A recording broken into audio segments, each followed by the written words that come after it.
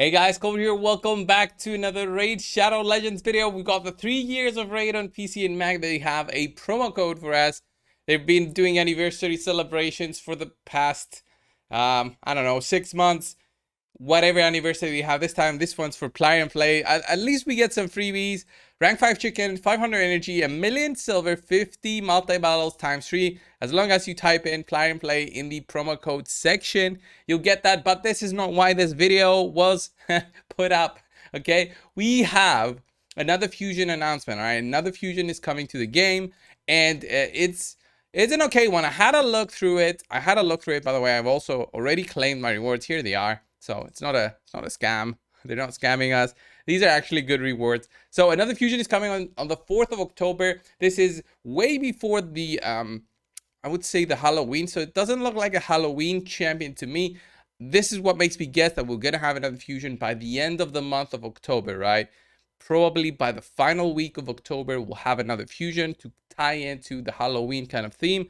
Hopefully, right? Hopefully, it kind of makes sense in my head that they want to theme out these fusions that they're doing. So if it's a classic fusion, you know that potions will be needed. You gotta keep an eye on how many potions you have, how many food champions you have available, because if we need to level up a champion to rank 5, then you will need rank 4 champions ready to go to get those food champions, the fusion champions, to rank 5, fully level them up, fully ascend them. It takes a while. It takes a lot of resources, but if the fusion is worth it, we all go for it, right?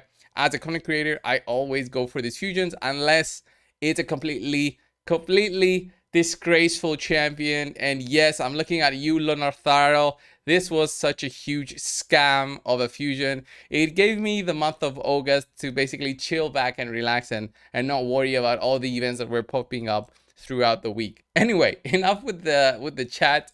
Let's have a look at the fusion champion. It's called Marinix. It's a Dark Elves attack-based legendary champion. Marinix looks cool and all, but is she worth it, right?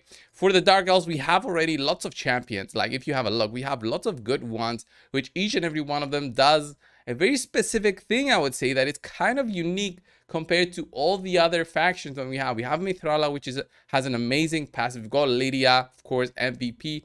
We have Rule the Huntmaster, one of the first Hex champions in the game. Ghostbone with an unresistible defense down. We've got Foley, who has an amazing passive and a block revive nuke. We have Ray, which is a solid nuker, but more importantly, she's like the OG, where she used to be like a biggest nuker in the game. She's still quite good. Vizier of LA's best extension, poison explosion through Zavia. We have Queen Eva, which is the best campaign farmer. But that's pretty much it for her. Astrolith for the bombs, of course. And well, we've got blinds here and Lanakis, which are okay. Not too special. And then Truoth, of course. Anyway, let's have a look at the fusion. I've been rambling. A1, Reapers do attacks one enemy 2 times. 50% chance to place up to 2 extra hits if the target is under Hex debuff. Oh, I just called it. The chance to place each extra hit is calculated individually per hit. I like that in the sense that it's 2 extra hits. It can be 1 extra hit. It can be 2 extra hits. It can be 0. So there's a kind of an RNG factor in there. If you're going to give her War Master to have those extra hit proc it again, yes, that works on extra hits. It's not like Giant Slayer. Giant Slayer can't proc on extra hits, but it's lower damage, and we give it to champions with multi-hitting A1 skills for that specific reason, because they can proc it multiple times. We give War Master because it does more damage. We give it to like a single or a double hitting champion. So she is a perfect example of a War Master application if you want to give it that. But let's have a look at the other skills. She does need the Hex though for that extra hit to happen. So yes, she applies it. It seems the A2 excruciate attacks all enemies, big AoE with a 100% chance when fully booked and a 3-turn cooldown of placing a Hex debuff and a decreased defense debuff for 2 turns. So 100% chance basically when fully booked. That looks solid. As a damage dealer, will I need to give her both accuracy and damage? It's hard to do that, by the way. On pure nukers, you don't give them any accuracy at all for the most part, unless it's a champion like Leorius as an example, who applies the weaken first and then attacks. That is huge. if you want to consider your damage potential, right? That you boost your damage by 25% potentially. If you give him a little bit more accuracy, you can get some damage through, right? So she actually does the attack first and then does the debuff. So that kind of sucks. Inexorable and is her next area attack will ignore unkillable buffs and shield buffs if targets are under hex. Pretty solid, especially in killable buffs. That creates a case where you're gonna use her against something like Leoris, as I mentioned before. She is force, so the only problem will be spirit champions. So which spirit champion does have an unkillable? Can't think of something very specific right now, especially for the arena. But the swift parry, she's gonna help you through that if you've got the hex on them already. Place an unkillable buff on this champion for 1 turn if the attack kills an enemy without a hex debuff. Place an unkillable buff for 2 turns if there's a hex debuff. So if there is, if there isn't, you will have an unkillable buff on yourself when you get a kill. So that's pretty solid in terms of making her a little bit more tanky with an unkillable buff, especially when there's a hex on. She'll get a 2 turns unkillable, which is huge.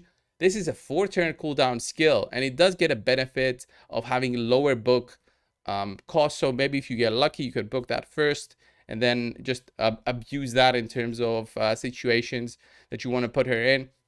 Then Death's Collector, that's her passive, resets the cooldown of her A3 inexorable and skill whenever this champion kills an enemy under a hex debuff. So if you apply it first, then you do the big A3, you get some kills going, she resets the big AoE attack, she'll do it. We don't know the multipliers yet, so I don't know how hard she's gonna be hitting.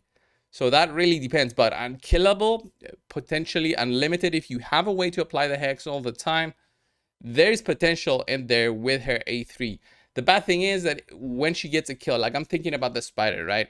When she gets a kill, the small spiders, the new ones will come up. You'll still need to apply the hex again on them for your inexorable and the big AoE skill to actually matter and reset again when she gets a kill.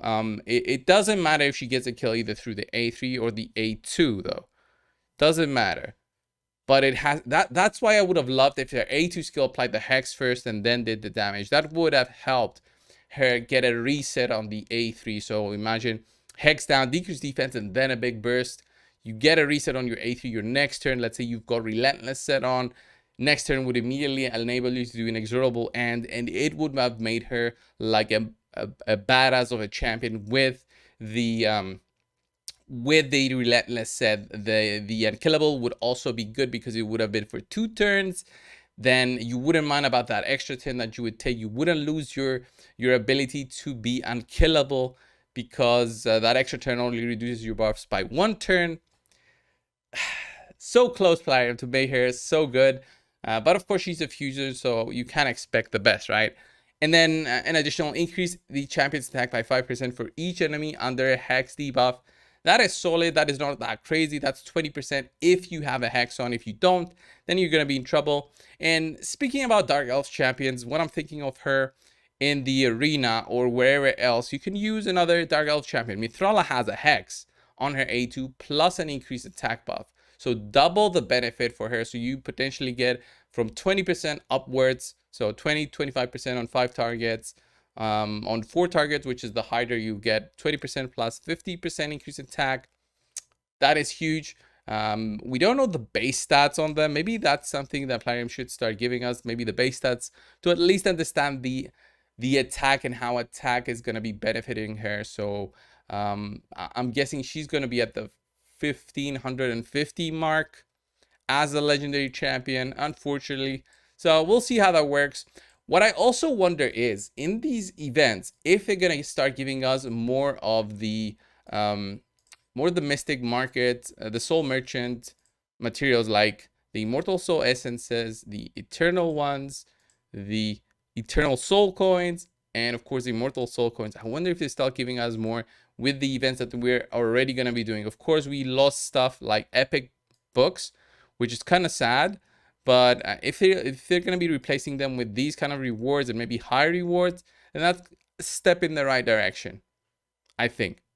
We'll see how that goes. This was the video, guys. Thanks a lot for watching. Subscribe. I'll see you in the next one. See ya.